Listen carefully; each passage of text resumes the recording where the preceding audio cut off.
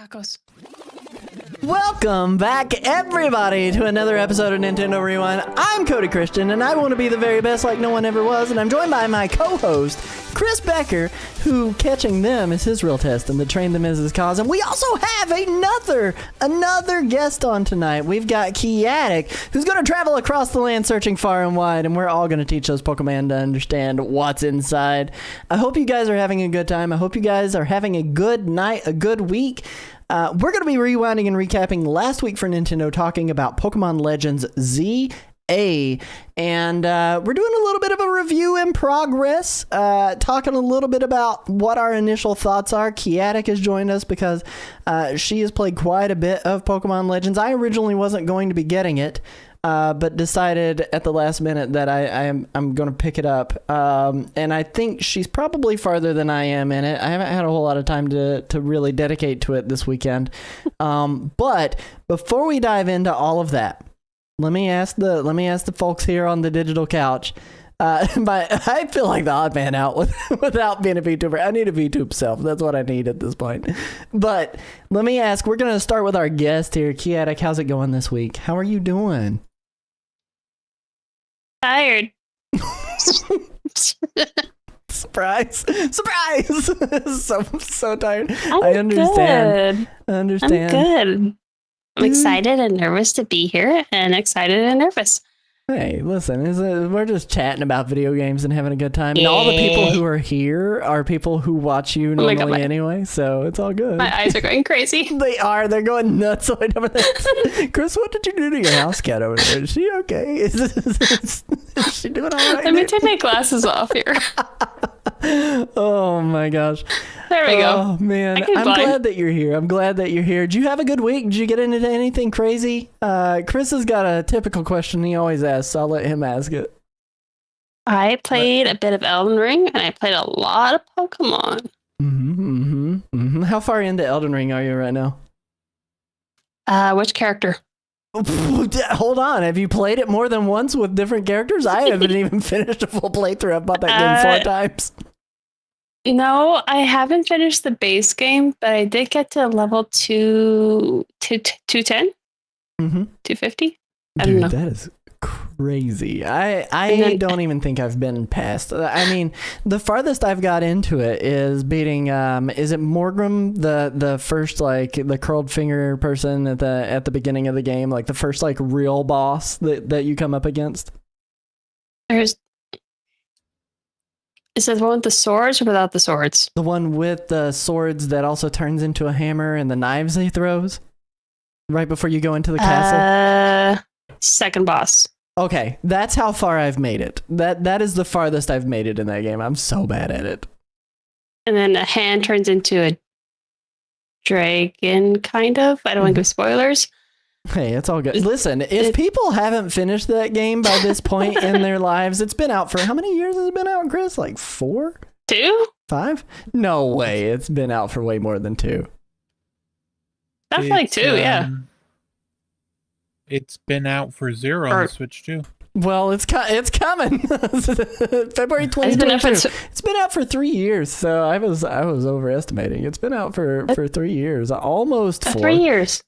So that is crazy. But I mean, I guess that's fair, Chris. Like the people who haven't had another system and it hasn't been out on Switch, who are likely watching our show, definitely would be getting spoiled. Elden Ring at the gym, not the gym, at the car dealership. That would have been more entertaining than watching YouTube. That's fair. That is completely fair. Did you get a new car recently? Is that what you did? No, I didn't. Oh, I had to get my car serviced. I was just bored out of my mind. I understand. Well, eventually it'll hit the handheld scene, and that'll be a good thing. So, oh man. And Christopher, how are you doing this week, my good sir? Did you get into anything crazy? Geez. Well, listen. Don't ask me personal questions. Well, that's all I asked. Good. My week was going pretty well. I haven't checked my temperature recently, but I will tell you this. I've been on a cookie making binge. You got cookie fever? Chocolate chip cookie fever, and every once in a while, if I'm not feeling that, I mix it up a little, a little pizzazz. Mhm. I'll have cinnamon buns. Okay. I'm also eating regular Cinnamon food buns? too. Is that like a honey bun, but like cinnamon, or is it like you mean What do you the mean? Cinnamon buns. yeah, What are you talking about? cinnamon rolls? Have you not had cinnamon buns? No, I don't have cinnamon buns here. What's now? I've got to go to Google. What is a cinnamon bun? It is pretty much a cinnamon roll. It's the same thing. Yeah, it's the exact same thing. Oh, it's a cinnamon roll. That's exactly what it is. It's just cinnamon It's roll. not cinnamon buns. Water ice, Italian ice. Who are you to tell me what to say? I take it. I'm sorry. I apologize. And yes, I guess I'm making cinnamon rolls. I don't know how Sierra's seeing them. Because but you're never texting her the pictures of them ever, right? doing pretty good this week. I'm just not even gonna address that. Long deep breath in. Doing pretty good. What about you? How are you doing? Oh. What are you eating anything?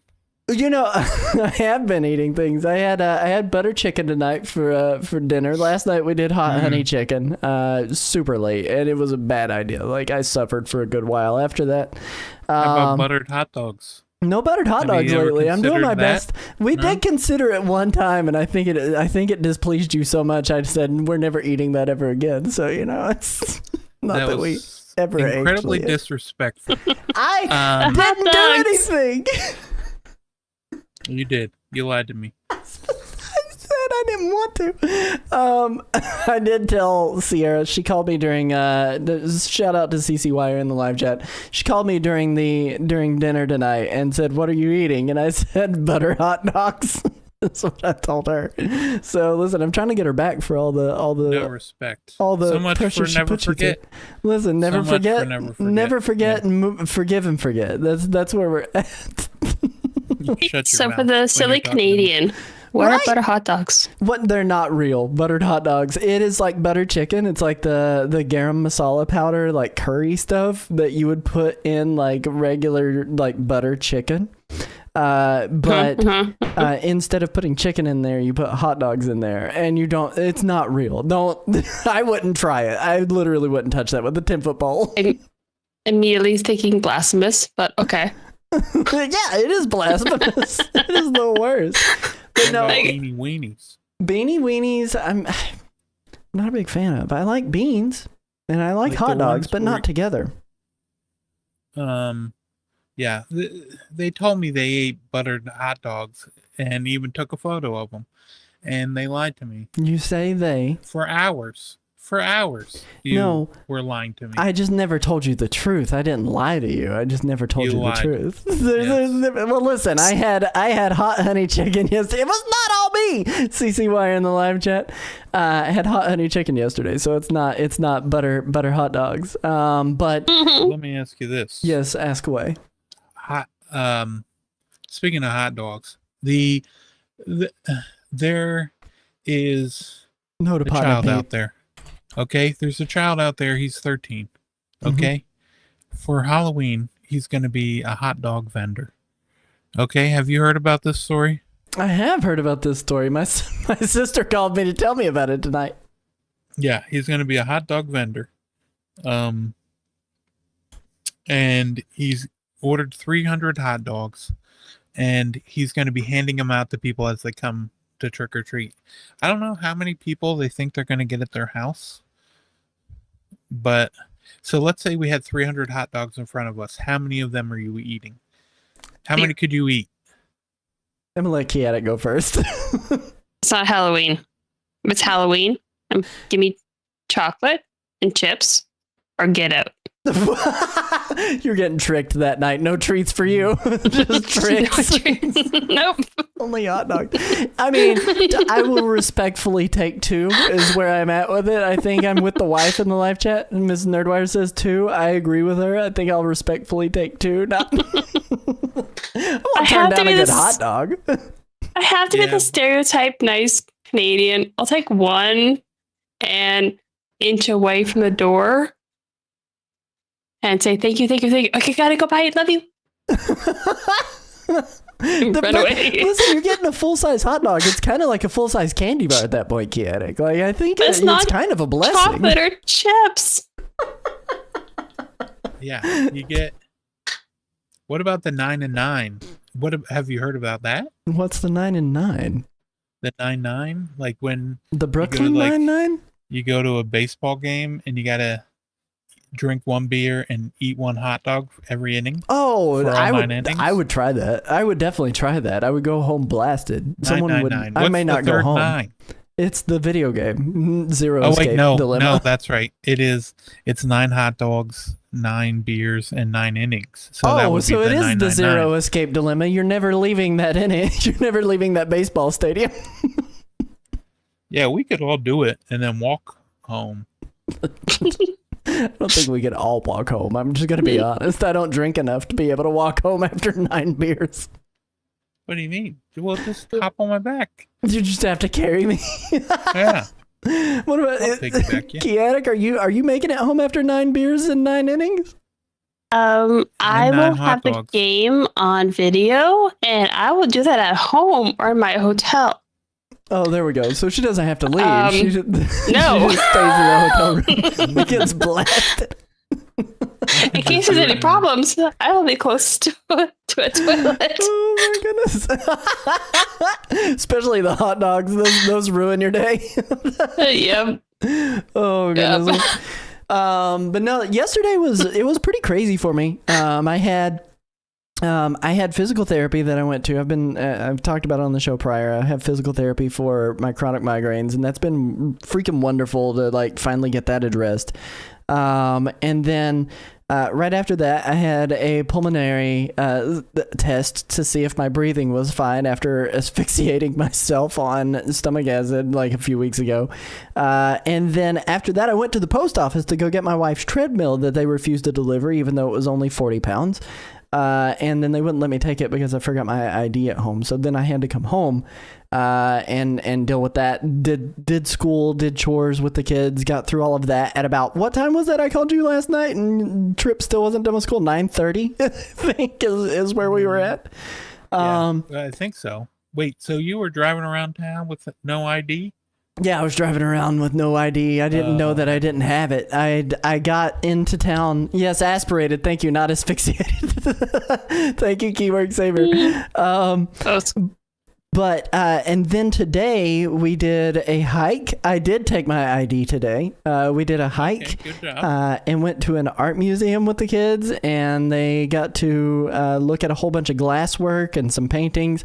I touched an axolotl. No, I didn't. I tried to touch an axolotl, but the kids came over too fast, and I didn't want them to see me doing it because I didn't want them to do it right after. Don't about axolotl Leave the touching. axolotl alone. I'm gonna touch them. I want to touch them. I want to pet them. Did you get the treadmill? Did it finally get delivered? No. Okay, so that's the follow up to that. Is they didn't let me take the treadmill home yesterday because I forgot my ID. I asked them if they would schedule a secondary follow up delivery. USPS ran today, and guess what didn't show up? The treadmill they said they would schedule a secondary delivery for. So now I still have to go back to that post office with my ID and get that treadmill for my wife. So I'm frustrated. I'm beyond frustrated. It's awful. It's awful.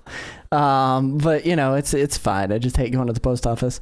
I'm sure, Kiatic, you probably hate it even more in your area with Canada Post being the way that it is. Oh, it's on strike, but it's also on rotating strike. That Which sounds is way worse than weird. the situation that I'm dealing with. But it's also the areas that are on strike are only on strike for a day, and then it rotates. So really, we're not really on strike. We're just, I don't know what the heck they're doing. They're just making things inconvenient is what they're doing. That's all know. they're doing. That's all they're doing. Doesn't Part-time make sense. scabs, says Keyword in the live chat. They are part-time Yes. scabs. And it feels bad because I like the few Canada Post workers that I've talked to, because I'm a receptionist. I'm the front desk. I talk to people. Right. That's my job. And I like them, but also, what the hell? And That is totally it's fair. also union. It's also, what the heck union? I don't know. Oh my goodness. I don't know. Oh man. Well, listen, I'm thankful that that your post office is open half the time, but you know what else I'm thankful for? Tacos? Tacos, and also our amazing, wonderful supporters and producers over on NintendoRewind.com. Listen, before we dive into the show, we always want to make sure we thank our generous supporters and producers over there. If you would like to directly support our content, every dollar spent on memberships and merch helps us continue to produce this show. That said, there's even a tier that only costs $1 a month, and with it, you get a shout out. That said, I want to thank our supporters, Calamity Nolan, Sierra Christian, Mnemonic Man, and our guest on the show tonight, Kiatic, for all their gracious support. Also of note, if you're not engaged over on the Discord, please click that link. You can come and hang out with us where we are talking about video games. I've been posting a little bit about my journey through Pokemon Legends ZA. Feel free to come over there and engage in the conversation and have a chit chat with us. We are going to, however, get into our topic for the evening right after this little bumper.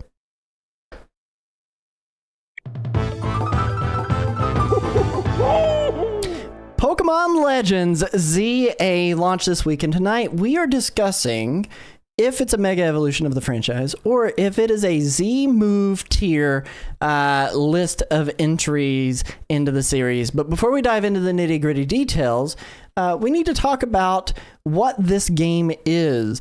It's the latest title in the Legends spin-off series, and it's only the 4th entry on the Nintendo Switch family of systems. We've had Sword and Shield, we've had Scarlet and Violet, and prior to this one, we had Legends Arceus, set in Lumio City, the locale of Pokemon X and Y. You take on the role of a trainer who's trying their best to ascend the ranks of Z to A Royale. It's a series of battles that once you finish them, your heart's desire shall be granted if it's in the city's power, but along the way, you'll have a myriad of side quests, Pokedex research, platforming obstacle courses, fashion to get, and ranks to climb as you progress. Now, while Legends Arceus did a lot to redefine what a Pokemon game is, taking us from wanting to be the very best to then catching them all, this one doesn't seem to do as much innovation as its predecessor on the regular formula. And maybe that's just my opinion, but we have Kiatic here to chat about what this game is and her impressions thus far. So I'm going to hit you with a hard-hitting question. This may be the hardest one for you to answer tonight, Kiatic. Are you ready for it? What I will system try. did you play this game on? Was it Switch 1 or Switch 2? Switch 2. I also only played it on Switch 2. I haven't had the chance to play it on Switch 1. I've I've heard that it's comparable performance, but some of the comparison footage I've seen out there, and I don't know if you've looked at any comparison footage, graphically, it suffers a little bit graphically. So, that being said, let's try to establish your Pokemon cred and try to figure out how credible are you. What other games in this franchise have you had the chance to play in the past? Gosh, I'm gonna date myself. Pokemon Red, Snap, trading card game. I literally had to write this down. Stadium, when I could rent it from Blockbuster. Yellow, Gold, Pearl, Sapphire, Sword, Arceus, and Violet. Dude, that is a long list, and I notice a lot of it is like way back time. So it's been a little bit since you've dove into some of the Pokemon stuff, except for Arceus. Yeah. Arceus might be the newest one, right? Arceus and Sword. Okay, so you I did hear Sword in there. I don't know why I thought you got Sword. You didn't go Shield. I pictured you as more of a Shield girl. I'm pretty sure I got Sword. Did this at work? Sword is the one with the Sif. The Sif. It's a dog with a sword. Yeah, dog with sword. You were golden. You got Pokemon Sword. How did you enjoy Pokemon Sword, by the way? I know we were talking about Pokemon Legends ZA, but did you enjoy Pokemon Sword? It's been a while, but I think I did. I don't think I finished it though. Classic formula. I do miss that classic formula because like Scarlet and Violet, when it launched, it did some completely different stuff from what Sword and Shield did. And Sword and Shield is probably like the most traditional route of Pokemon that we've had in a long time. Because everything that's came after it has been stuff like Legends, Scarlet and Violet, Detective Pikachu, like all of the stuff that's not like your traditional, top down, going on a specific route. It's all been very open worldy or spin-offy. I kind of missed that old school vibe of it. That's why I liked Let's Go Eevee and Let's Go Pikachu. I thought those games were really, really solid entries into the... I never tried it. You listen, if you don't like Pokemon Go, the capture mechanic in that game is really bad. It's really bad if you don't like Pokemon Go. No. But from a gameplay perspective, I loved Let's Go Eevee, Let's Go Pikachu, and I think that they hold up as like really good remakes of first generation style games like Pokemon Yellow. But overall, it's a rough one as far as that goes for like the hardcore, dedicated like purists of Pokemon. So, but let's get into the actual nitty gritty of the topic. Is the battle system the focus of this game, or is it going to be something more along the lines of the capturing the Pokemon? Does it do what Legends Arceus did, where you're filling out your Pokedex and you're trying to have a good time doing that? Or does it do something different? Well, if I'm focused on Arceus, then Arceus is doing it better. I would 100% agree. I think I agree with you. Yeah, like the battle system, if you're capturing a Pokemon, it gives you a chance, a couple seconds to capture that Pokemon. But it kind of still feels lackluster. Like the actual like wild encounters, as far as that goes? Yeah, wild encounters, and then the battling. I mean, the battling is still good because I can button smash. Mm-hmm. There's no strategy. Not when I play. Not the way you play. Is that what you said? Not when I play. There's no strategy, not the way I play. Oh my gosh. Oh man. Somehow the enemy, I think I understand that because I felt a lot the same way when I was playing stuff like Final Fantasy. When they made the swap to like the real time action stuff rather than like the turn based strategy where you're like thinking about your Pokemon matchups and thinking about your typing advantages and what moves are going to lead into what other moves better. And I agree with you. I think this game does feel a little more button mashy. As far as that goes, but you would agree it's probably more the battle system than the Pokedex filling as this goes, being the main focus of this entry of the Pokemon series. Yeah, the Pokedex is kind of secondary. I'll go through the wild zones and go, do I have this? Do I have this? Do I have this? Okay, I'll go through you, and I'll just kind of not mutilate them. What's a nice word? I can't think of a nice word. Capture? Yes. I will. The nice word is capture them, not imprison them in these tiny balls after mutilating their body. Put them in tiny little prisons, and yeah. It's fine. Oh man, Chris, take it away. You ask her the next question on the list here, my good sir. I don't need to be the only one that talks during this today. Yeah, well, because we talked about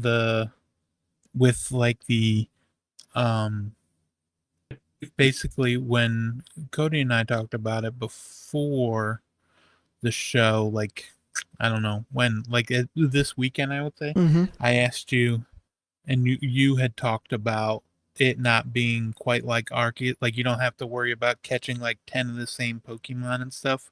Yeah. This one is more about getting from Z to A than it is about filling out the Pokedex. Does it still have that, like if you want it to see the Pokedex, or is that just not the focus of this game and it's not as detailed as it was in Arceus?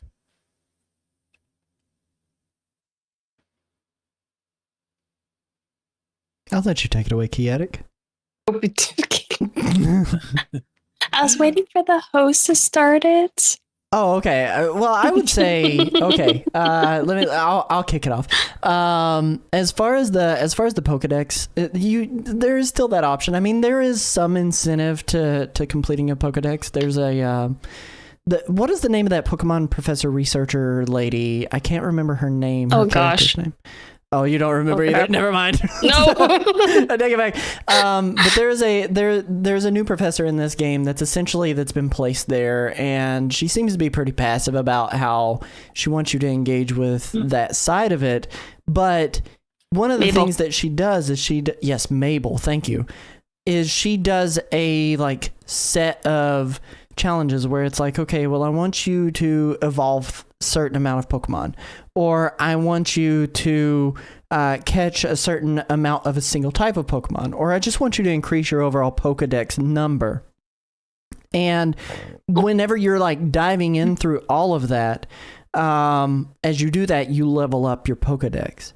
And as you're leveling up your Pokedex, you end up getting TMs that are reusable over and over again, which that's a huge change from the old school Pokemon games that I don't know that I necessarily love. I appreciate that they all function like HMs, but I do miss like using up a TM and it disappearing. But that's kind of getting a little bit on a off topic. But there is some incentive to doing your Pokedex, but I would say it's not necessarily the main focus of this game quite the way that Legends Arceus was. And what about you, Kiatic? Yeah, the filling the Pokedex is barely there. That's like if you're a completionist, then do it. But the Pokedex, the side quests, I barely touched the side quests. I barely touched the Pokedex. I just did the main quest, really. And also, sorry, I know this is off topic. Heck, that Magikarp Alpha. I'm just saying it. Yeah, no, I'm 100% with you. That Magikarp Alpha in that one area, there is a Magikarp Alpha Titan type Pokemon that knows Hydro Pump. That is a little bit of a spoiler for the people who haven't been able to play that just yet, but I don't care. That's a funny spoiler, and it happened so early game. It's everywhere on the internet. But those alpha Pokemon, they tend to target the player specifically. Like as you're playing, even if you have a Pokemon out in those wild areas, they will target the player specifically and absolutely annihilate you. And if you take too much hits, which is a difference in the battle mechanics for this entry of the series, but as you take too many hits, you can black out as well. And that's very in line with what Legends Arceus did, where you could be in danger as well as you're playing through. But I do like that change up. I think that's a very unique, very different change up in terms of how this goes in this game series. So, but ultimately I think the battle system is probably the largest focus for this game rather than Pokedex grinding. Mm-hmm. How do you feel? You kind of answered it just a little bit, but how do you feel about the overall like battle system in this game? Do you like the battle system that they've done, or do you wish it was more of a traditional kind of gameplay where it's turn-based? I liked it. You like the change? I could button smash. Again, we're back to the no strategy, but I understand. I can button smash. I literally selected, and I think I did this on Sunday, attacks that had top damage, decent time duration, and I had 0 growl. I had those type of skills that were growl that affected the attack, their defense. I just did pure attack, and I button smashed. There was no strategy. I understand that there is some, but I think in the early portion of the game, like strategy is mostly less important until you come up against a type of Pokemon that we'll talk about in a little bit. But I think strategy is kind of thrown out the window. But there are certain things that I think lead to the way that you think about how you do battles. The first thing is like distance. Distance plays a big factor in this game. If you're not close enough and you do a physical attack, your hits aren't going to hit. Yeah. distance also affects how long it takes for some projectile style attacks to hit. You've got charge up times and cooldown times between using those power ups. And I do agree that I think it is easier to button mash in this game because you're not waiting on a turn change up. And it is easier to forget that there is strategy to that. Like I have Swords Dance on my Absol, and I use my Swords Dance, but it's hard to remember that like that's going to up my damage on the next attack that I do, because they did change the way certain abilities interact as well, where in original titles, charge would just power up your electric moves for more than one turn. In this, it's like the next electric style move that you use, you're going to have more damage that it does. So because of how quickly you can cycle through things, cycle through the attacks, it is a little bit easy to kind of fall into the button mash side of things more than I would have in a standard Pokemon game. But do you end up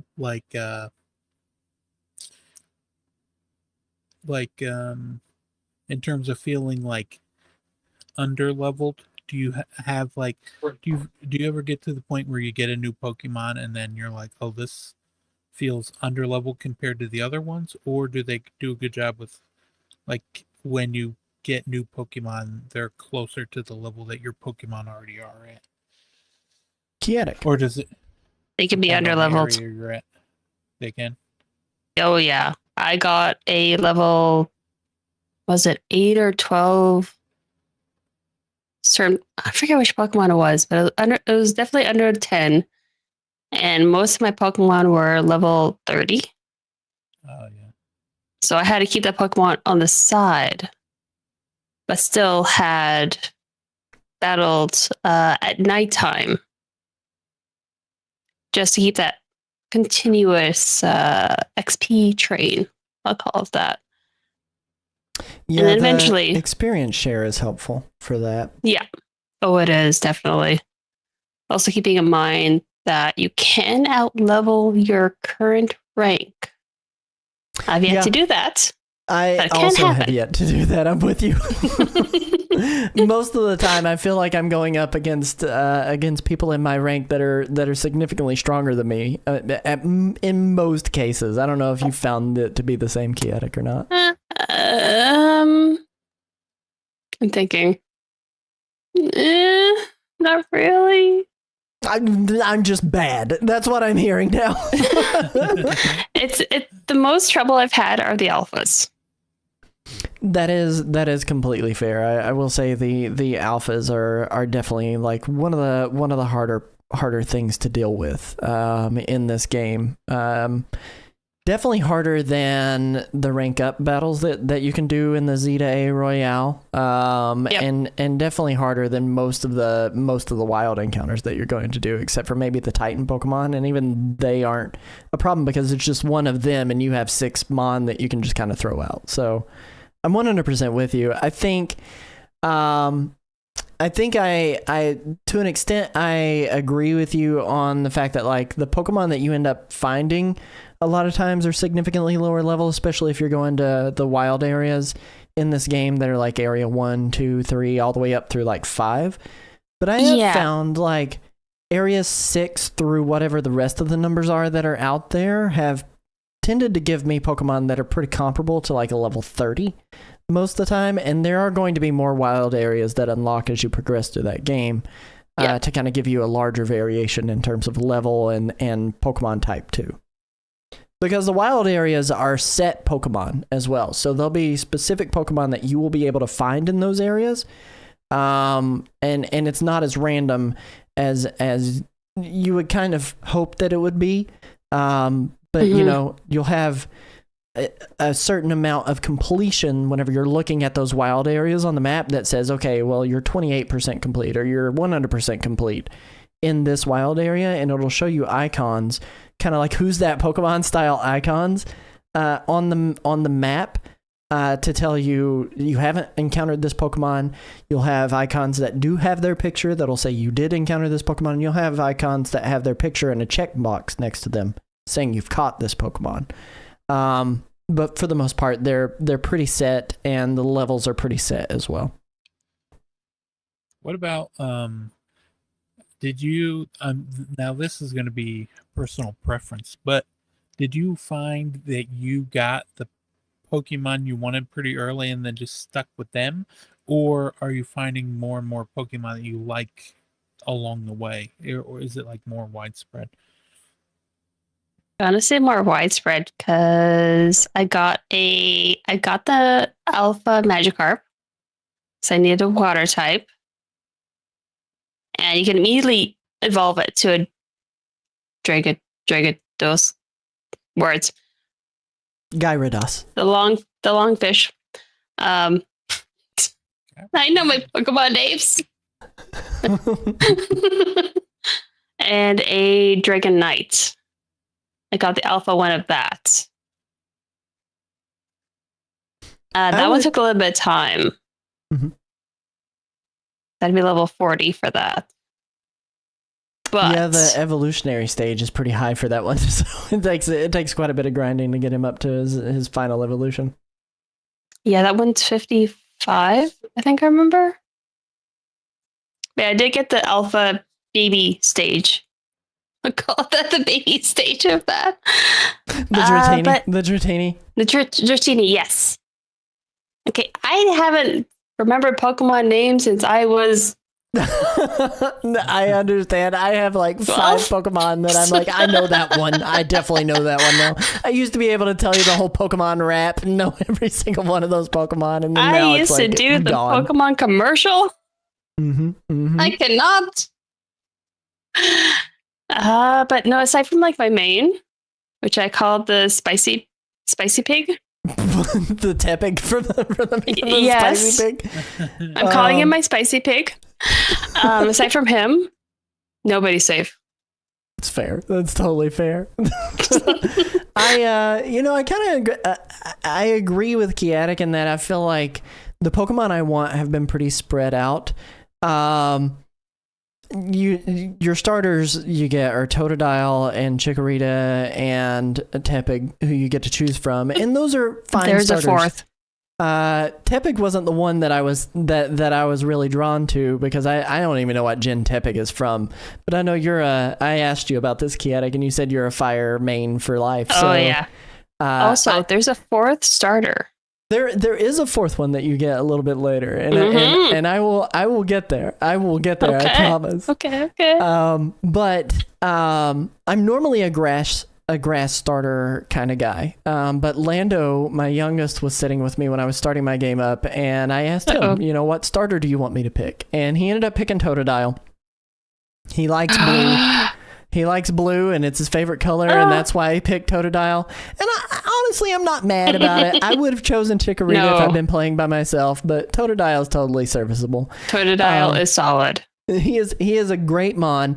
But a little bit later on, you do get the chance to select from one of the original 3 starters. So Bulbasaur, Charmander, and Squirtle are choices a little bit later on that you get to pick. And of course, Lando wasn't anywhere around, and it didn't matter what he would have picked at that point. I would have picked Bulbasaur 100% of the time because I love Bulbasaur. He's a good little frog boy with his little garlic on his back.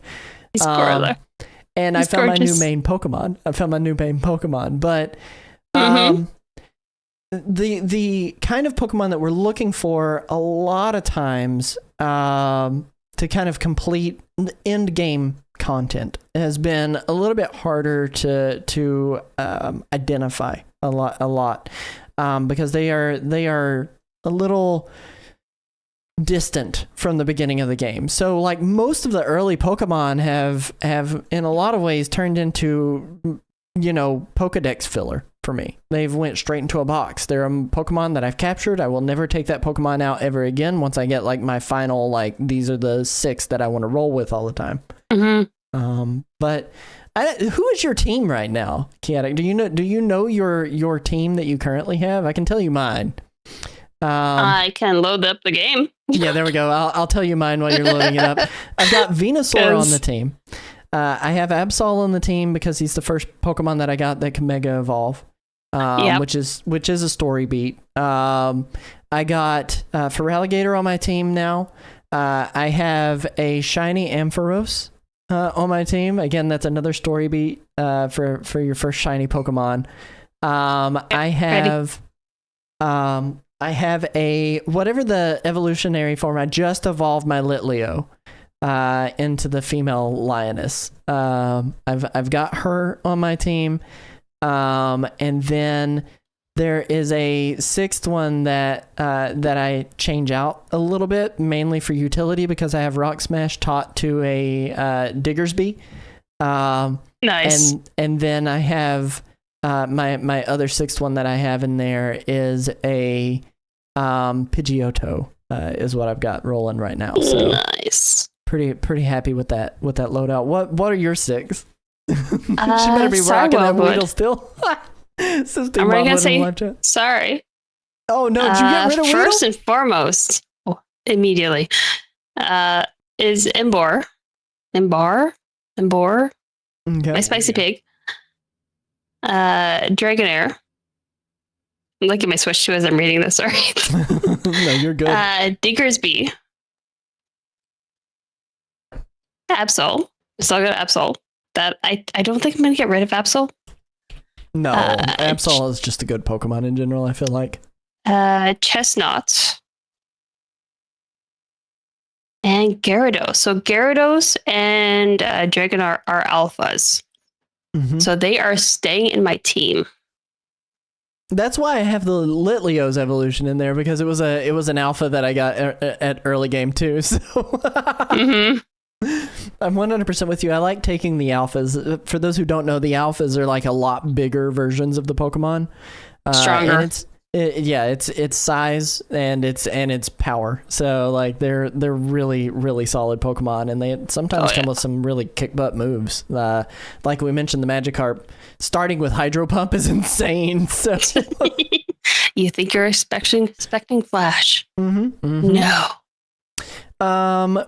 So talk to me a little bit. We've been talking about alpha Pokemon to an extent. We've kind of caught people up on alpha Pokemon, but what is Mega Evolution, and how do these things apply to battles, Kiatic? I'm still kind of surprised about the alpha difficulty. You think you have the same level of Pokemon. You try to fight it. You get your butt whooped. Your entire team gets wiped, which has happened to me. It has happened. Magikarp was my first alpha. The Mega Evolutions. That I like the idea of. Because, like the video, you have to collect the orbs. But also, even with Absol, I have my Gyarados that has the orb, which took me a bit to farm. Mm-hmm. You have to have the specific pearl to that Pokemon. So there's a bit of farming, a bit of work, which I do appreciate. And then even if you're Gyarados for me, or Absol, you have to you have to attack the other Mega Pokemon to get the shiny orbs. But even the Mega Evolution, once you achieve that pressing R, or the R dongle. The right stick, thank you. That is still temporary. That isn't infinite. So if you wait too long, that form is going to go away. So it adds a bit of a difficulty, which I do appreciate. But also, there's another Pokemon Mega Evolution I'm not going to talk about just yet. The forms are definitely interesting. Yeah. I'm not the biggest fan of some of these Pokemon's mega forms. Feraligatr, he looks super cool when his lid is down, but when his lid is up, it looks awful. And he kind of looks like a Totodile when he has the helmet lid down. And I think that's really cool if his helmet would just stay down over himself. But yeah. some of the mega forms are a little bit hit or miss. I will say your Imbor, his mega form is freaking awesome. His mega form is really, really good. For alligators is okay. Meganium's is all right. Those are your starters. As far as that goes, Meganium gets more flowers down her neck. Spicy bacon looks amazing. Talking about you don't like the Patrick Starmie. I actually really like the Patrick Starmie, and I think I was in the minority there. It's not super inventive because he just gets long legs, but I mean, he could go down a runway. Get some clothes on, make it work. Blue steel all the way down that runway. For days. But I agree with you on the mega evolutions being temporary, being a slightly frustrating thing. But from playing Scarlet and Violet, where you could terrestrialize once, and if your Pokemon fainted, you could not terrestrialize again in that battle. This is a great change, because if you run out of mega evolution time, you can mega evolve again if the battle continues on and you grind up enough of the mega evolution power while you're playing. And I really, really do like that change. I think that's a phenomenal change that they've added into this. And it's something that I would like to see them continue giving, the second opportunities for those extra powerful moves. I will say, I think we're like 2 steps away from stumbling into Digimon territory at this rate, but can we? Right. Listen, I'm not saying it'd be a bad thing, but it is one of those things where I think the distinction between Pokemon and Digimon is getting even tighter, especially when you look at like Pokemon, or my apologies, I said Pokemon, what I meant was Pikachu, Pikachu's evolutionary line with going Pikachu to Raichu, Alolan Raichu, the old mega Pikachu, then the Dynamax Pikachu, the extra 2 new forms of Raichu with the X and Y mega versions as well. Like that evolutionary line is a mess, and it's a beautiful mess. But I like the mega evolutions and how they kind of feature these tentpole moments for story to let me know how deep I'm going in on this game. And having those mega moments be something cool, because a lot of times you're getting something out of it too. When you defeat a mega Pokemon, you get its marble to be able to mega evolve a Pokemon of that variety in the game. So I like that. It's nice, but I don't see them continuing it to another game. No. Unless they can make it better. And that I feel it's very situational. Says, I think it's for the best anyway. The promise of Mega Evolution was to make bad Pokemon better, but in practice, Game Freak just gives them to good and popular Pokemon to make them even better. And I totally see that, especially with like Gyarados being a fan favorite, Dragonite being a fan favorite. Like a lot of those Pokemon are like, those are the popular ones that are getting these Mega Evolutions, and they didn't really apply it to bad Pokemon. Gyarados' Mega Evolution is hilarious. It is. He gets so fat, like just a big thick snake. Oh, he's a chunky. He's a chunky fish. It's really good. It's really good. Let's go into the Z to A Royale. So we've talked a little bit about battle mechanics. We've talked a little bit about wild Pokemon and what the battle system is like. But now applying it, what is the Z to A Royale, Kiatic, and how does that apply to the game? What are we doing in this game with the Z to A Royale? It's a replacement for the gyms, and I'm sad. You don't dig the Z to A Royale? I like the gyms. Now, okay, you know what happens in the Z to A Royale, so I liked the Royale. I liked raising up the ranks. Part of the story still annoys me. You know what it is? I'll let you say it. I do. I'm going to let the people know. Yeah. You skip, I still miss you skip a few ranks. I will say it for the people. A few. It's frustrating. And here's the thing, is it happens so early on. I mean, it's within the first 2 hours of the game, so I don't feel like we're spoiling a whole lot there. Or if you're like but 5 hours. Yeah, right. Well, that's fair. You're out there grinding. But But you ascend the ranks from Z to, I think it was W. You go from U to F. U, my apologies, yes. So you go from U to F, so you skip quite a few ranks. And it's a little bit of a frustrating thing because I thought that the game was going to be ascending all the ranks, right? Like, my assumption is you're ascending all the ranks, but they justify it in the storyline. Rogue mega evolutions are happening, and now they've got to rank you up because you're not allowed to have a mega band to be able to fight the mega Pokemon or whatever. And they try to justify it story wise, but it is kind of frustrating that you ascend all of those ranks because I genuinely wanted to experience all of those. Like, every person that you fought along that way seemed to be like tied to their name, right? And so you had Naveen and you had Lita, and for my case, I have the female the female version of the partner, friend, rival. You have the male version. What is his name? I cannot remember his name. I have Tawny, and you have Urbane, something like that. I kind of remember they have orange hair. That's all I got. But I thought we were going to be fighting them along the way, ranking up, and it didn't really happen. And you skip all the way from that to F, and it kind of takes the wind out of the sails and shifts the focus from the whole name of the game, Z to A, the Z to A Royale, to now you're contracted into this little militia that's taking on rogue mega evolution Pokemon that don't have a trainer to get them to snap out of it. And I don't know, it was a little bit disappointing. But I was very disappointed. I'm sorry, I interrupted and then spoiled it for everybody, but I mean, it happened. No, early. You did fine. I was very interrupted. I'm not interrupted. Well, I'm so tired. I can't speak. I need subtitles. It's late. It's late in Kiatic land. I'm past my bedtime. No, I was seriously disappointed. I vented to Mnemonic, my brother, my roommate.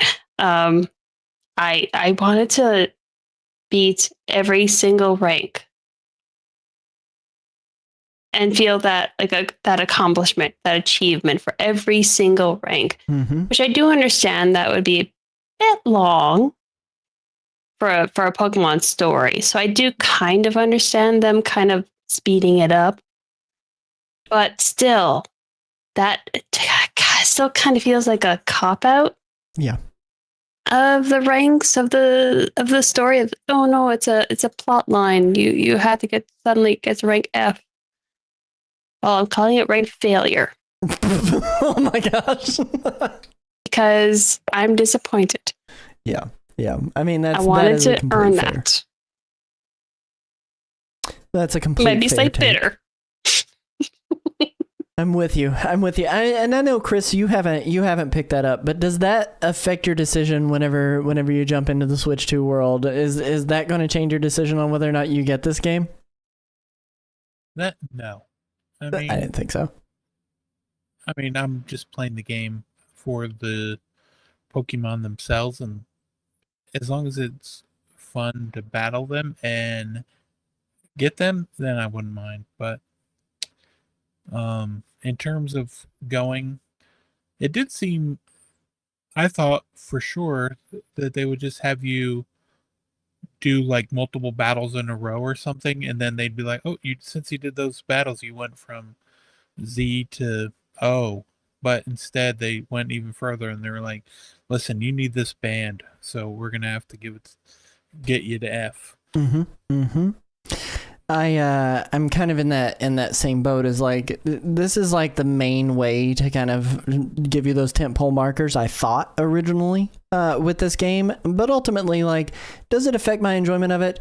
No, I'm still having a good time in the game, but does it change what my perception of what the gimmick actually was this go around? Yeah, 100%. And it's a little bit disappointing. Team Wildwood in the live chat, he's mentioning, he was kind of looking forward to that, and then says if it had co-op raids, he already would have picked it up. And that's kind of where I'm at too, is like, it doesn't give you the co-op this, and I haven't done any of the multiplayer side of things in this game just yet. Have you, Kiatic? Have you had the chance to do any of that?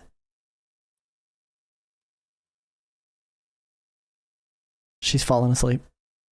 She's gone. Nope. It's gone. Yeah.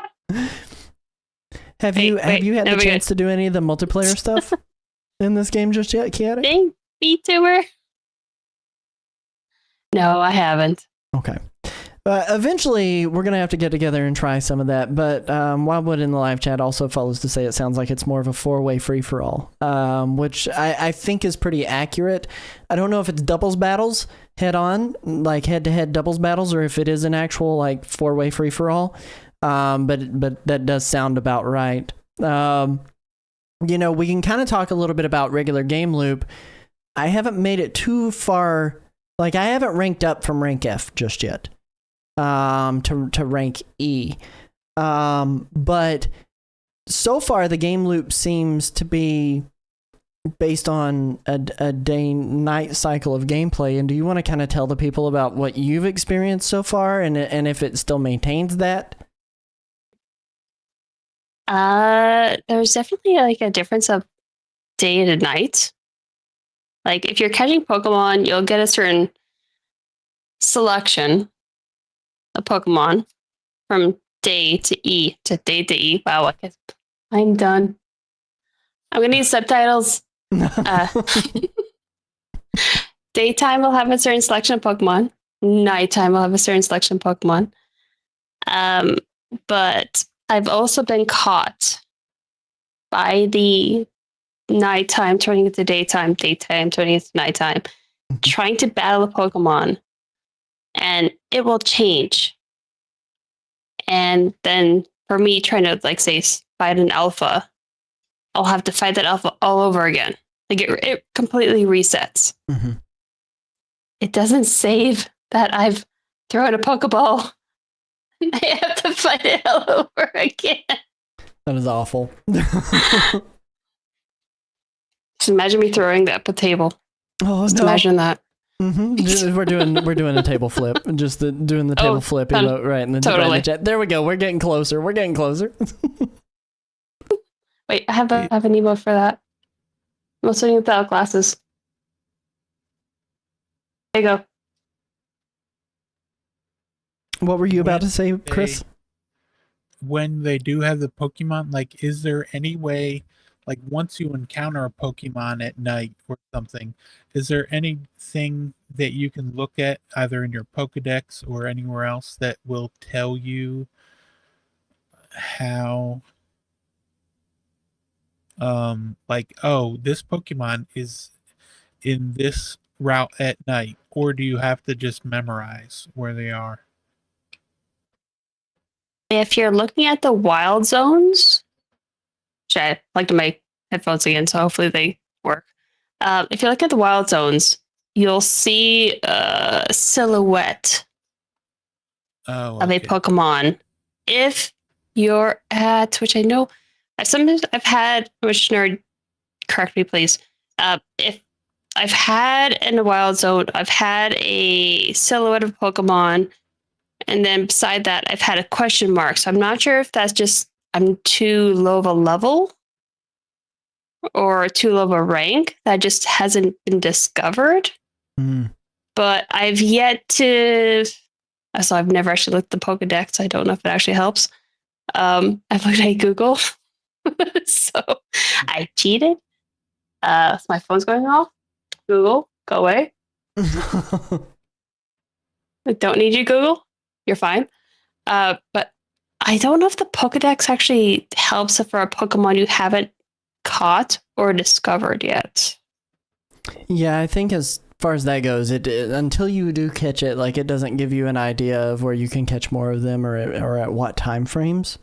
But I haven't been able to see anything like that in terms of data on that, any kind of representation to give me any assistance on finding that out. There is some Pokemon, at least one I found, that it doesn't matter day or night. Mm-hmm. It's rare. Mm-hmm. Wild Area 8, I will catch you. You'll be mine. Is this a Camerupt? Is that what you're looking for? I don't know what it is. Oh no, man. So daytime. Typically, what it's reserved for though is a lot of your like side quests that you can do, like doing investigations for this investigation company that's in here, in the game. You can take time to do your wild Pokemon grind to go and see if you can catch more Pokemon or go do some training against them. They go on to allow you to be able to, you can do all of your shopping throughout that time. Although a lot of those shops are open, 24/7 in the game. But at nighttime, when night does fall, what does change is that there is going to be a designated area that becomes a battle zone, in the game. So you end up wanting to shift your focus from doing the grind and all of the other side quests and stuff because you have a limited amount of time to be able to earn your rank up tickets by going and participating in the battle zones and defeating a certain amount of trainers in that amount of time. So it's one of those things where you do kind of have to balance your time. And then once you've completed your night, regardless of whether you've got enough of the rank up ticket or enough of the rank up points to get your rank up ticket to take on the next rank up trainer, you really need to put in the time in those evenings to be able to get those, and that's why you want to shift your focus from doing all of the daytime things, and how it regards to that. But that's kind of, in my experience, been the regular gameplay loop, and I don't know if it's changed after you get out of rank F or go past that point. Does it feel like it changes, or does it feel like that is still your focus? It's still the focus, but also for if you run out of time for like the nighttime cycle and it turns into daytime, sit on a bench. And pastime. That is right. They do and have the pastime that goes into in nighttime. You continue what you need to do at nighttime, but I have a slight issue with daytime. What do you dislike about daytime? It's a bit of a pet peeve. Say pet peeve, annoyance, whatever kind of word combination to go with. When you've been exploring the city in daytime. Mm-hmm. I love that there's people with Pokemon. I'm all for it.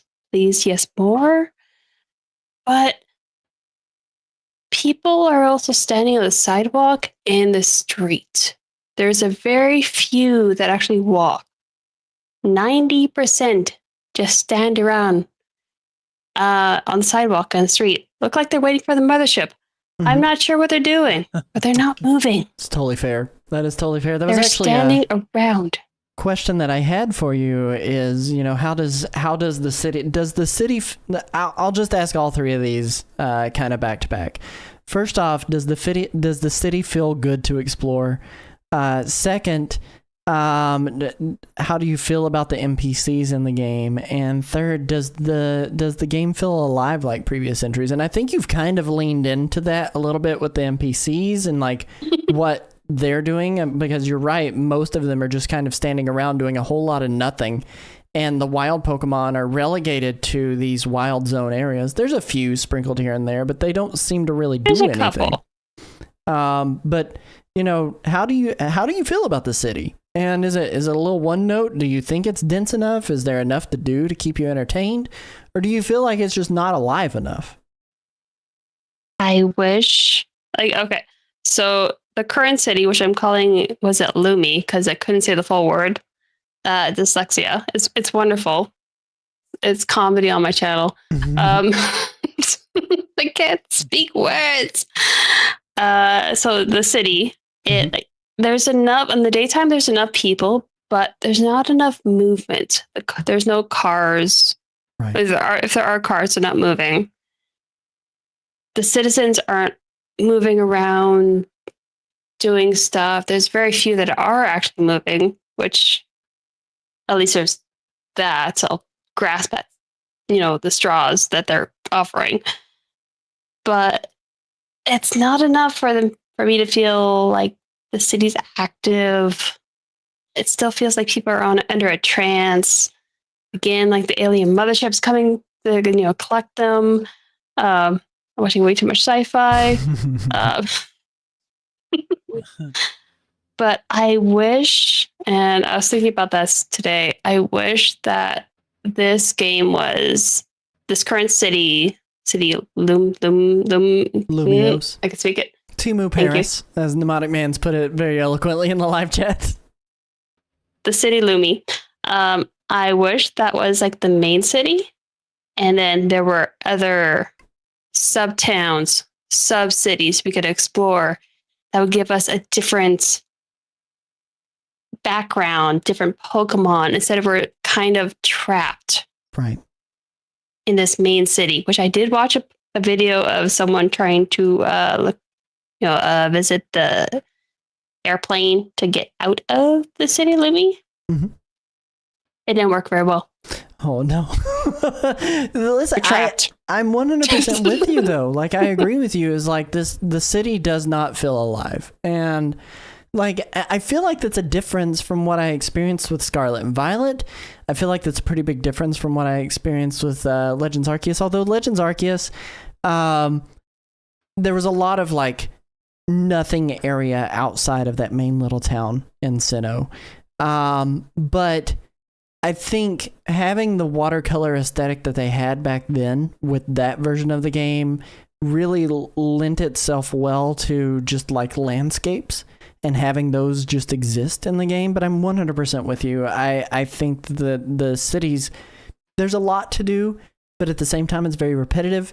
And it doesn't feel like there's a whole lot going on to keep the city alive. And that's one of my larger complaints, is that there's not. I mean, I can go do obstacle courses and I can run, gopher missions for random people who need something. But at the end of the day, like, the city's not alive. And it's rather one note, in my opinion. Arceus felt more open world than Z-Day. And it probably wasn't, but it felt it. Chris, what's your takeaway on Arceus? Because I know you played through that one. Yeah, I played through that. I think some of it has to do with, like, it's the same problem that, like, Batman, when they went to, like, Arkham City and Arkham Knight, they were like, how do we make this world feel alive? And then their answer was, we're just gonna make sure everyone is out of the city, and so there's no one really there. But for this, I think with like Arceus probably did a better job at making it feel more alive, because it wasn't trying to populate an entire city. Because I've seen some videos of like, there's like people sitting in a bench, like they're eating food, but then they're sitting in front of like a building that just looks like, in the window is just like an empty space, it looked like it was closed down. Or you look in, if you walk up to one of the buildings with the glasses, and it's like they got the nice shiny glass, and like it's got a reflection of the city, and then you turn around and there's like nothing there. So it's like, it's it's certain things that look okay, but then kind of just at the same time, it doesn't feel like you're in like almost like a living and breathing world, and more just like, this is just plopped the city down, and they were like, let's add these people here, but they don't actually feel like they're a part of the world. They're just kind of there for set dressing more than anything else. Right. I would 100% agree with that. I think you're right, and that's one of the biggest problems with like the Pokemon games in general, is they always feel very much like window dressing to the overall arching narrative that you're participating in. That's unfortunate, but that's the reality of how these games have tended to work over the years. Does that make them bad games? That's up for debate. I won't provide a definitive answer here, but does that make it one of those things where, if you're looking for something that's lively and looking crazy and like harnessing the power of the Nintendo Switch 2, you're not going to find that here necessarily. And that is an unfortunate side effect of, this game that was clearly developed for Switch 1 and is getting a Switch 2 port. Like, that's just kind of how this is working. On that topic of harnessing the power of the Switch 2, because I know you mentioned you played it on Switch 2. I've also played it on Switch 2. What is the performance like for you? Have you noticed any performance dips? Are there any of those game-breaking glitches that we experienced with Scarlet and Violet? Are there frame rate dips that are noticeable, or does it all feel good to you, Kiatic? It's groovy as gravy. It's smooth. It's really smooth. It's right? so smooth. It is so smooth. I'm not seeing people glitch in the background like in Switch 1. Right? No, it's smooth. I've yet to see people kind of like stutter in and out as I'm walking towards them, or just being in the background. They did good on that. Absolutely. I think they've done a really wonderful job with kind of learning from those mistakes. This is a good first outing for Pokemon. Like, whatever they do with Gen 10, as far as that goes with Pokemon, I think it's going to be an even greater step up because it won't be developed for Switch 1 in mind. But this is a really, really good start in terms of graphical fidelity and maintaining frame rates. Is it a graphical powerhouse that's going to blow you away? Absolutely not. This is no Cyberpunk 2077 or Split Fiction, but this is absolutely a Pokemon game, and it's running in a way that's not causing the game to break, which is important. That's the important piece. I have just a couple more questions on here that we haven't already addressed in the show. How do you feel about the fashion? I like my default outfit. You like the default outfit? You haven't done fashion? Oh my No. gosh. Listen, we're going to be offending Calamity Nolan out there in the live chat. No. That's his main thing. So, as I'm continuing, I love the. Okay, so I'm playing a female. I had to, as soon as I could, as you gave me the description, place the hairstyle because I'm sorry, I don't have a man bun. I hate the hairstyle with a passion. The pants I still have yet to replace. I wish they would be a little longer. I still need to replace the sneakers as I'm doing with my. As you can, I feel like I'm doing stuff with my hands on the table. You can actually see it. You can't. But my top, I'm leaving as is. I took off the club jacket. It's adorable, but I love the top as is, as a the female character. I don't know about the male. How's the male character? So here's what I will say is I hate the default look of any character in any game. Like, give me the ability to change my appearance and I will change it 100% of the time, every single time. But I do like the club jacket. I think the club jacket is really, really cool. The pants are okay. The shoes sucked. The hairstyle was pretty rough too. I immediately went and changed everything about my character. I'm gonna show you a screenshot I took in game of my boy out there with an Ivysaur. I went out and got myself some crazy pants and a different jacket. Right. It's still in that same genre as the club jacket, but I got a different jacket on with like a black shirt instead of the white t-shirt in there. I changed my hair up because the hair was so bad. My boy didn't even have glasses coming out of the gate, and I'm like, I am a glasses wearer for life. I need glasses on, put on some earrings. Like, I'm digging the way he looks now, and I think the fashion search in this game is really solid. But at the same time, like, the default outfit was so bad I had to change it. Pokemon characters are weird doll people. I will agree with that. Keyboard said here in the live chat, and I needed to dress my weird doll person up. He needed to have a different fit change. And the moment they gave me a Trilby hat, get out of here. That hat was so bad. It's like Neckbeard City up in here. So. They're Pokemon Barbies. It's fine. Oh man, they are Pokemon Barbies. But I like the fashion search. I will say I think the girl clothes are a lot better than the guy clothes. The guy clothes are limited pretty much to jackets, sweater vests, and flannels. And there's a lot more variety. I'm surprised about. Right. Like there's a lot more variety in the female clothing, which is really good. To the point that at one point I was running around in one of the ladies' like wide leg pants because I thought it looked good with my outfit, and I didn't care who judged me. Who cares? Yeah. Wear what I want in this Pokemon game. So yeah.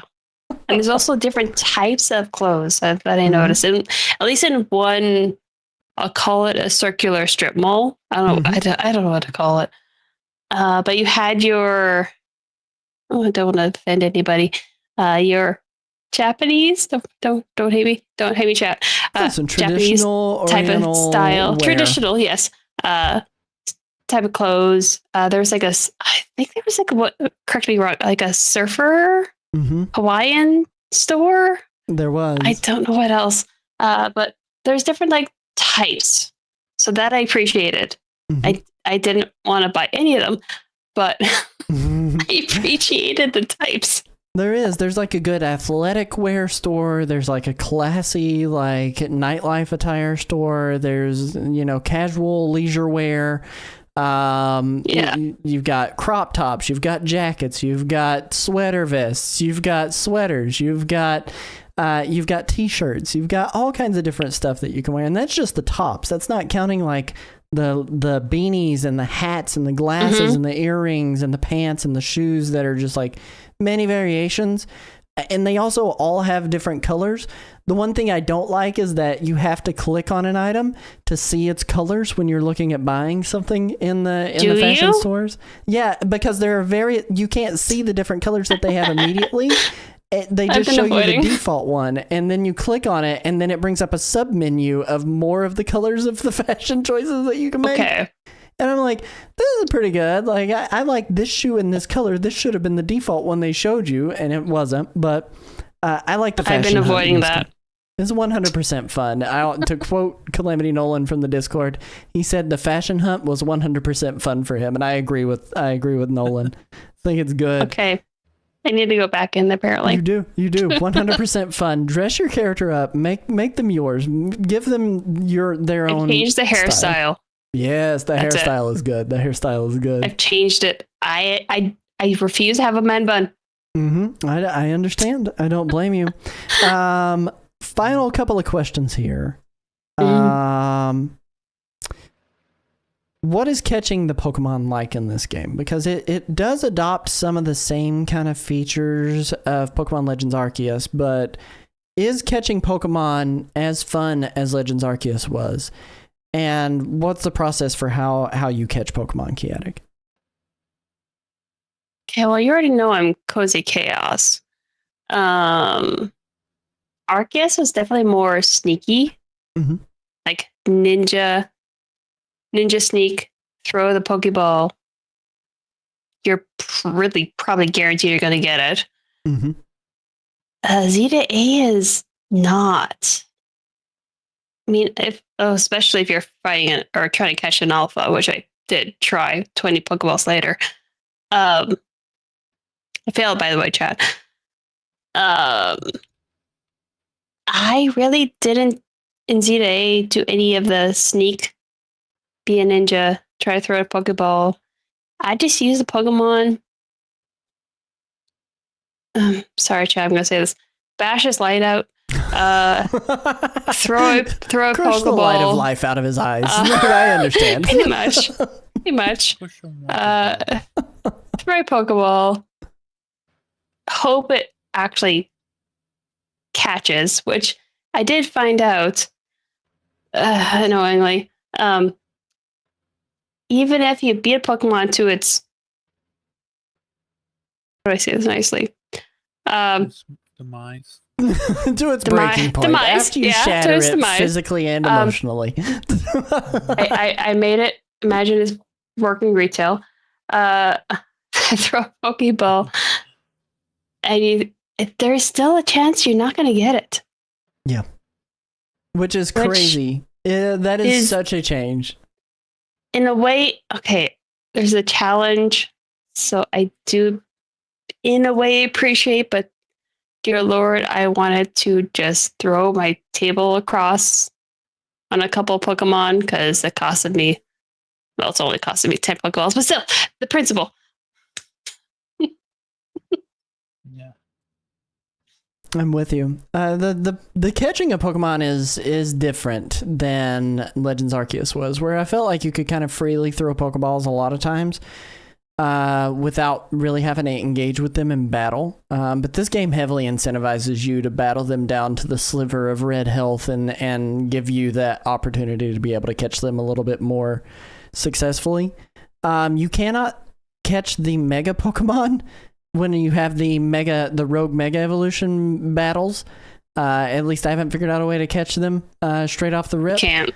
But the regular like wild Pokemon you are able to catch pretty consistently, and but And the alphas. you do have to do the fights. The alphas, yes, you can catch those in a normal sense for this game. You can catch those pretty consistently as well. So, and then final question.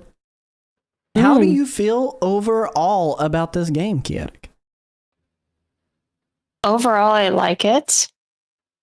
I am so glad that I played it. Mm-hmm. I'm not happy I paid 100 Canadian dollars to play it. It's fair. For a game that is not the most amazing. It's good. It's not amazing. Mm-hmm. It's kind of in between good and semi-great in the Pokemon scale, but I'm so glad I did it. That is like 5 American Silk songs worth of money that you've spent on one Pokemon game. Yeah. But they definitely improved on some aspects of the game. Could they have done a better on the pacing? Yes. Could they have done better on the graphics? Yes. Which I'm thinking of the Star Pokemon. Not Starmie? Not Starmie. The one before that. Staryu? Staryu, yes, thank you. The graphics on that Pokemon looked a little dull, like matted. Mm-hmm. And it kind of threw me off. It seemed like it's a water Pokemon, so shouldn't it be shiny? You would think that it would be at least a little glossy rather than glossy. Yes, that. I'm with you. Something. Like I think to like Mario Odyssey, for instance, like when you're putting Mario in the water, he comes up and he looks wet. You know, like there's no variation in graphics based on, you know, if your character gets wet or not. It was raining at one point in the game, and it's like I look dry as a bone. Like it's totally fine. There's some parts of it that I'm going. I'm playing it because like nostalgia. I've been playing since like Pokemon Red. Mm-hmm. When I was 11 or 12 when it came out. I don't even know. I have to look that up. But so I've been playing Pokemon since then. So I'm playing because of like nostalgia. And it's also like the flair of something new. So I'm always going to play the Pokemon game when I know something's happening good. That one made me laugh. That Mega Vitriol is so good. Thank you. So good. I cannot speak words. Yeah, so I'm definitely gonna keep playing Pokemon games, but this one kind of pretty much like, am I gonna do a second playthrough once I'm done? Mm-hmm. No. Most likely, I'm gonna play it, and I'm gonna leave it for months. Absolutely. No, I totally get that. You know, we typically here we don't rate games until we've completed them on any kind of scale, and we rate games on a scale of 100 usually. But whenever we're doing reviews in progress or we're doing impressions videos, what I like to do is rate this game on a scale of pass on it, check it out, or must buy. And how do you feel about this game so far then on that scale? Do you think it's a must buy for the people? Do you think they should check it out? Or do you think this is one that you can just pass on and not feel too bad about? I'd still say check it out. Because there is, like, the battles. I'm a button smash. I have no strategy. Any game I play, there's no strategy. I'll button smash until I somehow win. But it's still something that I would say check it out. If you can find it on sale, then that's even more of an incentive to check it out. Absolutely. If Christmas is coming out, check it out. Absolutely. Give a hint to the parents. A bit of an extra chore work. Put in all that extra chore work. Get that Pokemon. Little nudge, nudge, nudge. Wink, wink, wink. But you're playing adversary for getting on that nice list. That's what you're doing. I see. Santa, here's my list.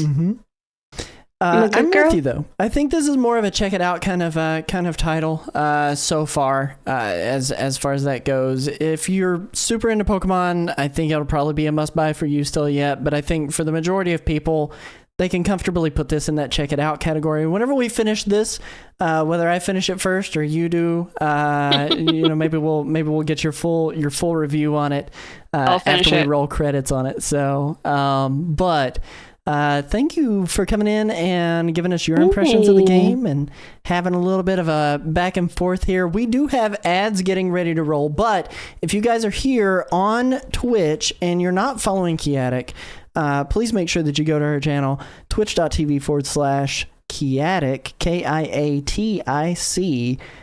Go give her a follow. She's still going to be sticking around with us, I think, for the remainder of the show. But we're going to go to a quick ad break. We'll be back in about 4 minutes.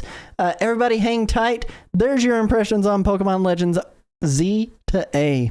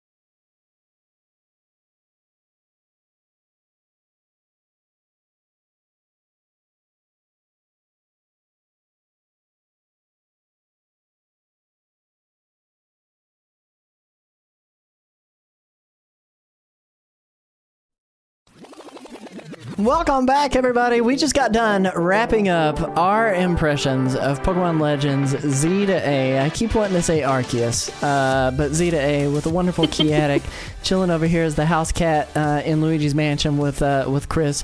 We're going to be diving into the fast forward, though, talking about all the games that you should care about that are coming out on Nintendo consoles this week, right after this bumper. Chris, hang on. Take it away. Okay.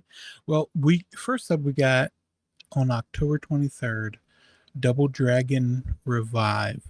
Now this is the remake of the first Double Dragon,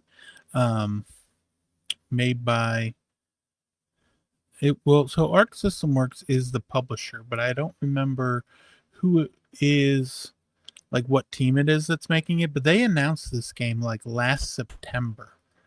I don't know if you remember that. Dude, this was during the developer. Direct, wasn't it? Like a partner direct?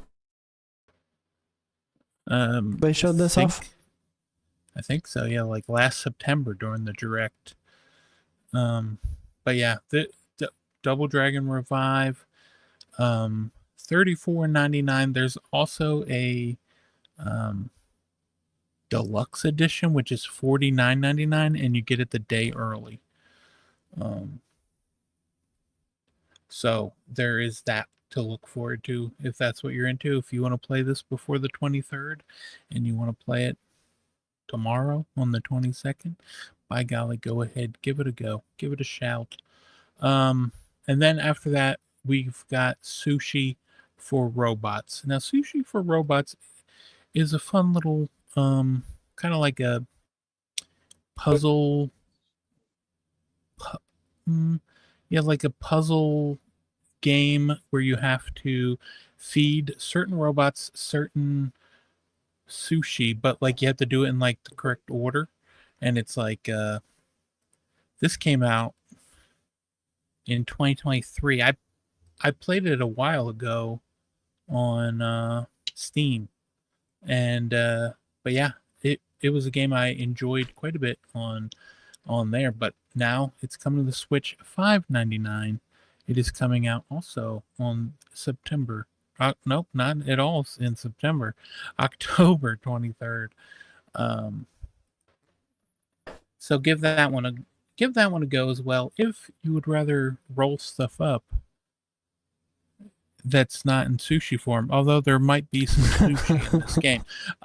Once Upon a Katamari is $39.99, coming out October 24th. This game here it's got online play. It's got cross play. This is like a brand new Katamari game. This is like the first there was like a new Katamari game that was on Apple Arcade, and now this is another new Katamari game. And yeah, you're like going once upon a Katamari, you're going through different times, whether it's like through the Ice Age, you get it, going through time, and you'll be able to play that is only coming to the Switch 1. It will be playable on the Switch 2, but there's no Switch 2 version announced at this time. But you know what there are Switch 2 versions of. Games like Plants vs. Zombie Replanted. This is $19.99, October 23rd. It is, Plants vs. Zombies. It's Plants vs. Zombies with a new painted coat. New painted coat, baby. New coat of paint, even. And then they also have like online co-op and online versus mode. So there is that they, it's also local, but they added the new multiplayer to it.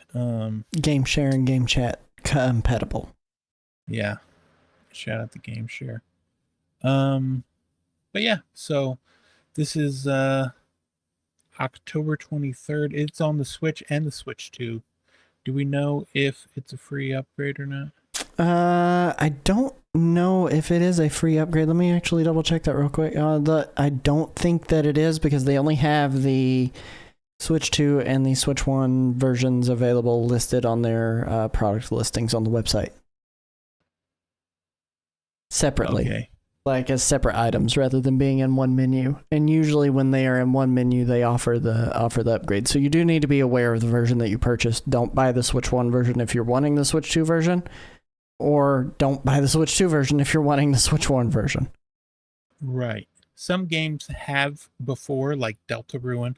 In the past, if you got the Steam or Switch version, they would give you the Switch 1. It would be like 100% discount, but we don't know about this, so I would just bank on it not having it, because more times than not it does not. Persona 3 Reload,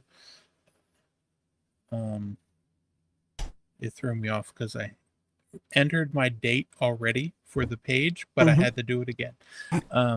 It just wants to know my birthday. Needs to make sure. You gotta be a mature person. Yeah, they're like, please tell us. But yeah, Persona 3 Reload, October 23rd, $59.99. There is a demo on the eShop. Your save will carry over to the full game. And yeah, I will say that it's the Switch 2 version. However, it is running at 30 frames a second. So, there's that. So if that sounds appealing to you, by golly, pick it up for at $59.99. Plus, I think, isn't the DLC here as well, right? The DLC is here, so you're able to get there are 3 different versions of them. There's a Reload Digital Deluxe Edition and a Reload Premium Edition. I think the Reload Premium Edition includes the art book that you can get digitally, as well as the digital soundtrack. I don't remember the difference between the standard Digital Deluxe Edition, though. This does have the DLC. I think it just has more costumes. But this does have the DLC as a part of it, right? Because like before I think it was the baseline story stuff. Yeah, that DLC is included. DLC, because it was like an extra $20 or something on the other platforms, but it comes with it. But yeah, so check out the demo if you're on the fence about that one. Full Metal Schoolgirl. We talked about this.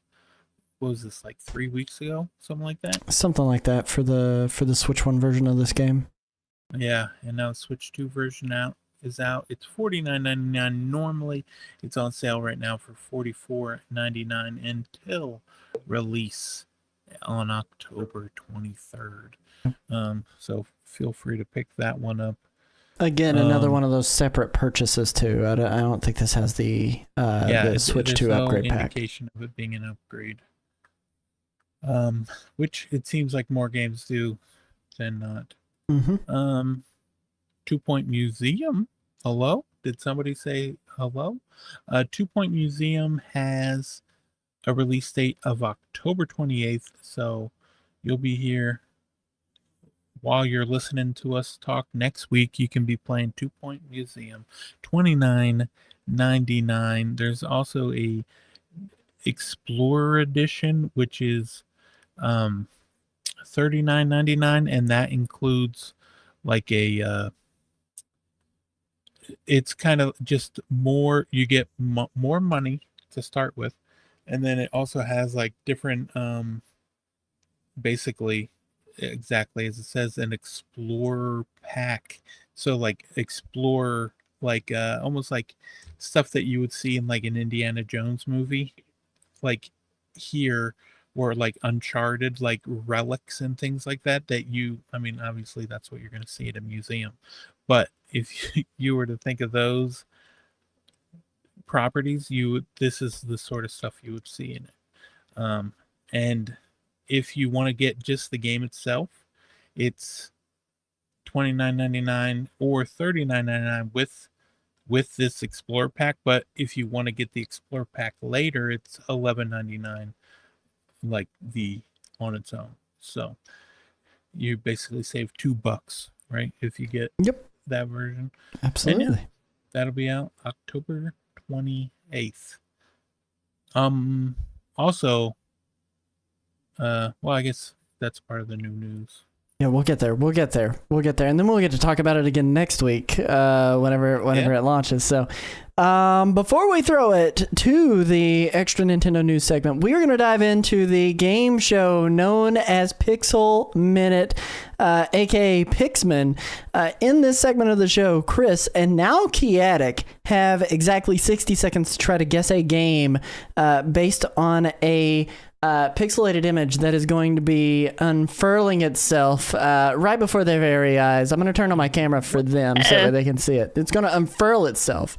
So no cheating, no looking at the Twitch chat, but you guys will be able to try to guess this. The faster you guess it, the more points that you get, and you need to guess the exact title of the video game. So you have help today, Chris. It's not just you against the world now. So I'm no help. we're gonna run this in just a second here. Are you ready? Can you guys see my camera? I can see it. Can I say no? Can you not see it? Do you not see it? I can. All right, we're gonna do this in 3, 2, 1. Let's go.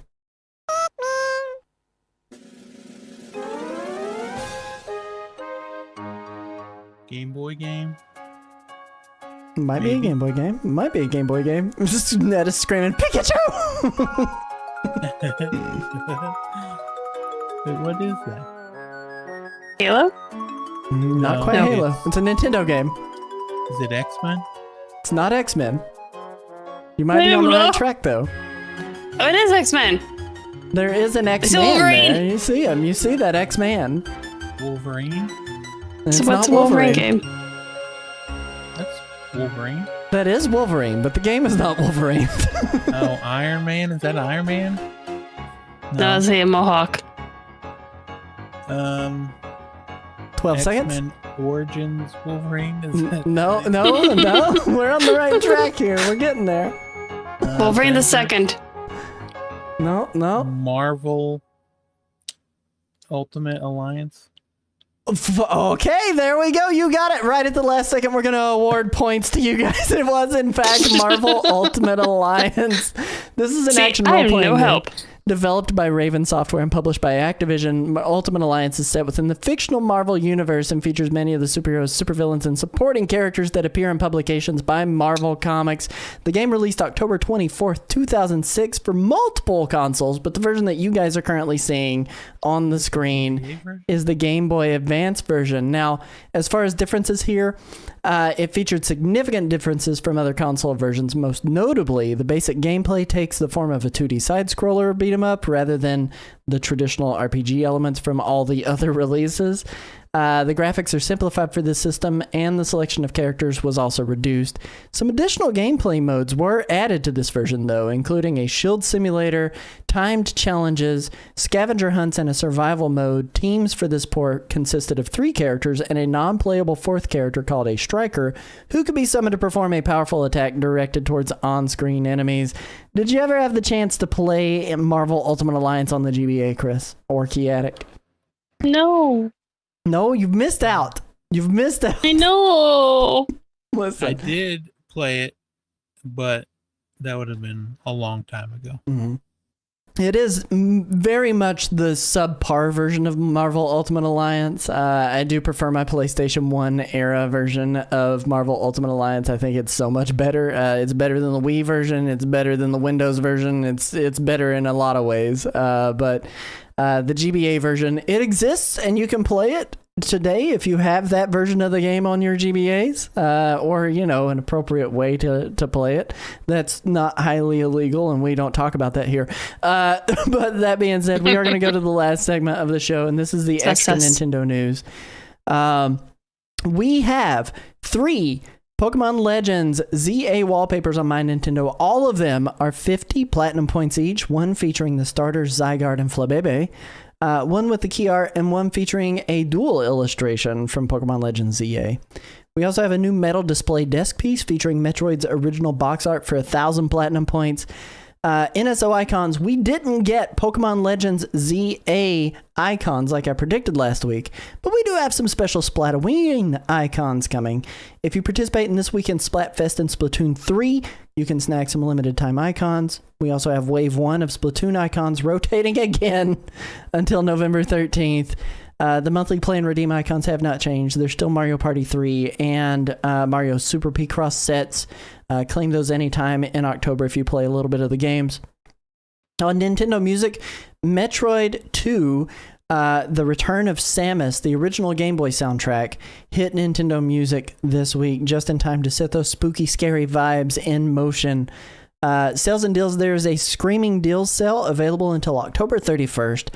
You can get titles and DLC for up to 50% off. The sale features stuff like Cult of the Lamb, Elder Scrolls V, Cuphead, Raidu, Slay the Spire, and more.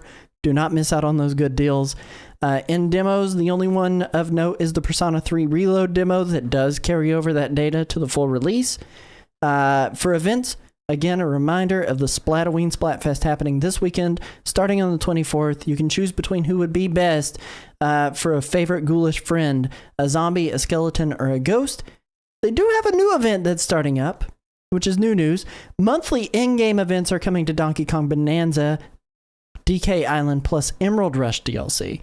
So starting on October 28th, players who have finished the main story can earn in-game statues for competing with fixed conditions and collecting Bonandium gems, fossils, and different things like that. The first event kicks off with a chance to earn an in-game statue of On Guard and Kong Bonanza. Some extra Nintendo news highlights. A direct for Kirby Air Riders was announced for Thursday, the 23rd. I know we're normally live for these types of things, but we will probably be skipping this one in terms of live streaming it with you guys. You can check us out next week for our thoughts on it and any important news that is shared. A Metroid Prime 1 through 3 visual retrospective art book is set to arrive on October 28th. There's a 35-page sample of the book available on Nintendo.com, so you can see everything that went into the creation of the first 3 games of the critically acclaimed series. You can also get the first mystery gift distribution for Pokemon Legends ZA right now. You have to unlock the ability to use mystery gifts, which takes about an hour. But once you do, you open your menu, you select Link Play, then mystery gift, and then get via internet, and there will be a Ralts and Gardevoir Rite gift awaiting you, and you can also claim 100 Pokeballs with your digital purchase of the game too. Nintendo responded to the alleged Crimson Collective hack we reported on last week, stating, "We have not confirmed any leak of personal information, and there's been no leak of developmental or business information." So, Crimson Collective, where are you at? Pony up that evidence. Ask Iwata is getting a paperback release in summer 2026. I have that book sitting on my shelf back here. It's a wonderful read. It's a book with various musings from legendary dev and president of Nintendo, Satoru Iwata, during his Iwata Asks series of interviews from years ago with key contributors to Nintendo games and hardware. Nintendo today added sharing support for social media, so if you use that app, you can share stuff for that. And then breaking news, which also Keywork Savior has mentioned in the live chat here, Luigi's Mansion is coming to GameCube Nintendo Classics, free with your Nintendo Switch Online, plus expansion pack membership. Don't leave, Chris. Where can they find you, my good sir? You can find me in my link tree, and yeah, you can find me everywhere from there. Absolutely. Go find her. Go find him. Go find him. What? I have to wait 32 minutes to give a shout out to Kiatic. Can I do this? Yes. There we go. Kiatic, where can they find you besides your Twitch channel? Obviously, I've got it linked there. I mean, they can find me on the Twitch channel. They can mostly find me on the Cuddle Coven Discord, which I am very proud to be part of. But mostly, I'll just be streaming on the weekends, because I sadly don't have a lot of money and I have to work. I understand. I completely, wholly, and totally understand. Yeah. Go follow Kiatic. Wonderful creator on the internet. Does a lot of different things around. A lot of Nintendo stuff. Playing through Elden Ring right now on her channel and mixing in some Pokemon stuff. Go give this kitty a follow and say hi. You can find me at my website, nerdwireplays.com. Links to all my social media garbage there. I occasionally stream on twitch.tv/nerdwireplays, playing Nintendo games, or lately it's been Marvel Multiverse RPG. We had our first episode last week. It was a wonderful time. I had a great time. Remember, you can catch all of our past episodes in video form over at youtube.com/The Nintendo Rewind. And visit us here on Twitch, twitch.tv/Nintendo Rewind. We do this show live every week on Tuesdays, 9:30 p.m. Eastern Standard Time. Go to our website, nintendorewind.com, for links to all of our social media garbage. Maybe consider supporting us over there. But all in all, I want to thank you guys so much for joining us. Kiatic, thank you so much for making the time to come and hang out with us tonight and give your impressions of a game. Very, very appreciative. And we will catch you guys on the flip side. Remember, please be kind and rewind. Peace.